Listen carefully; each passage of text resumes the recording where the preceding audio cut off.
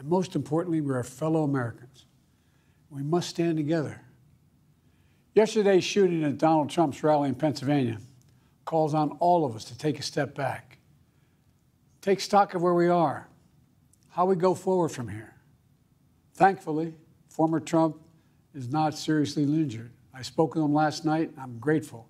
He's doing well, and Jill and I keep him and his family in our prayers. We also extend our deepest condolences to the family of the victims who was killed. Corey was a husband, a father, a volunteer firefighter, a hero, sheltering his family from those bullets. We should all hold his family and all those injured in our prayers. Earlier today, I spoke about an ongoing investigation. We do not know the motive of the shooter yet. We don't know his opinions or affiliations. We don't know whether he had help or support or if he communicated with anyone else. Law enforcement professionals, as I speak, are investigating those questions. Tonight, I want to speak to what we do know. A former president was shot, an American citizen killed, while simply exercising his freedom to support the candidate of his choosing. We cannot, we must not go down this road in America. We've traveled it before throughout our history. Violence has never been the answer.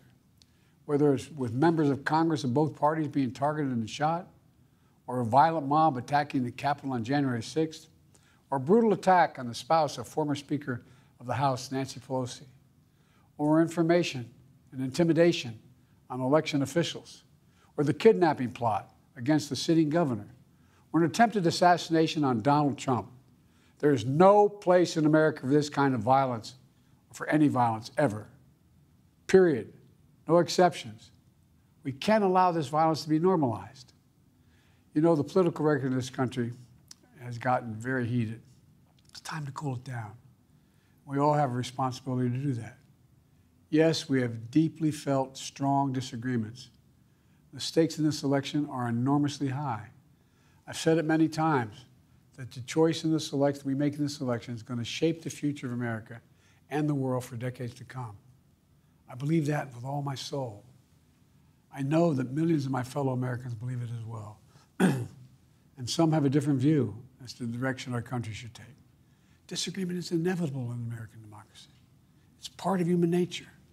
But politics must never be a literal battlefield, or God forbid, a killing field. I believe politics ought to be an arena for peaceful debate, to pursue justice, to make decisions guided by the Declaration of Independence and our Constitution. We stand for an America, not of extremism and fury, but of decency and grace. All of us now face a time of testing as the election approaches. And the higher the stakes, the more fervent the passions become. This places an added burden on each of us to ensure that no matter how strong our convictions, we must never descend into violence. The Republican convention will start tomorrow. I have no doubt they'll criticize my record and offer their own vision for this country.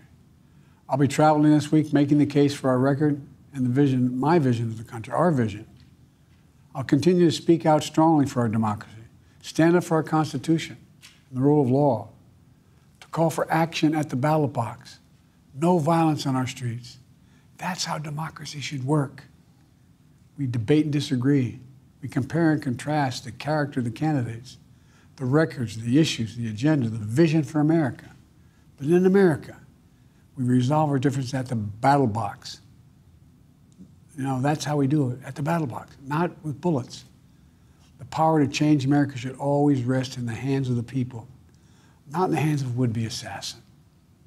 You know, the path forward through competing visions of the campaign should always be resolved peacefully, not through acts of violence. You know, we're blessed to live in the greatest country on earth, and I believe that with every soul, every power of my being. So tonight, I'm asking every American to recommit, to think about it. What's made America so special? Here in America, everyone must be treated with dignity and respect, and hate must have no safe harbor. Here in America, we need to get out of our silos, where we only listen to those with whom we agree, where misinformation is rampant, where foreign actors fan the flames of our division to shape the outcomes consistent with their interests, not ours. Let's remember, here in America, While unity is the most elusive of all goals right now, nothing is more important for us now than standing together. We can do this. You know, from the beginning, our founders understood the power of passion. So they created a democracy that gave reason and balance a chance to prevail over brute force. That's the American we must be. An American democracy where arguments are made in good faith. An American democracy where the rule of law is respected. An American democracy where decency, dignity, fair play aren't just quaint notions, but living, breathing realities. We owe that to those who come before us, to those who gave their lives for this country. We owe that to ourselves. We owe it to our children and our grandchildren.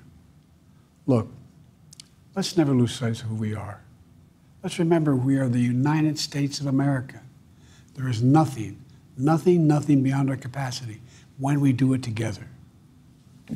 God bless you all, and may God protect our troops.